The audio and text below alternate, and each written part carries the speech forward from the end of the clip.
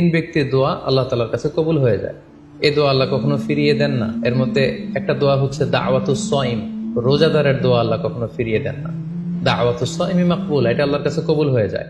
ঠিক ওই মুহূর্তটাতে আল্লাহ তাআলার সফট কর্নার খুব বেশি গ্রো করে, আল্লাহর রহমতের দরিয়ার মধ্যে একটা অভাবনীয় জোশ পড়ে যায়। আল্লাহ তাআলা এই দৃশ্যটাকে খুব দেখতে পছন্দ করে যে বান্দা সামনে খাবার নিয়ে বসে আছে, শরবত নিয়ে, পানীয় নিয়ে বসে আছে, ক্ষুধায় তৃষ্ণায় সে জর্জরিত, সে চাইলেই সামনে থেকে নিয়ে মুখে তুলে খাবারটা খেতে পারে, কিন্তু সে আমার ভয়ে খাচ্ছে না। তখন আল্লাহ তাআলা এই দৃশ্যটা দেখতে বড্ড পছন্দ করেন। ঠিক এই মুহূর্তে আপনি যখন বুদ্ধি করে আল্লাহ তাআলার কাছে চাইতে শুরু করবেন, কায়মনো বাক্যে চোখের পানি ছেড়ে, আপনি চাইতে দেরি হবে, এই দোয়া আল্লাহ তাআলার কাছে কবুল হতে দেরি হবে না।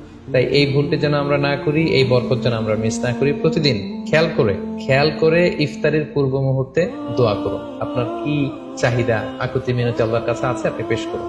বছরের অন্য সময়গুলোতে রাত 4টার দিকে উঠে আসলে অনেকের পক্ষে তাহাজ্জুদ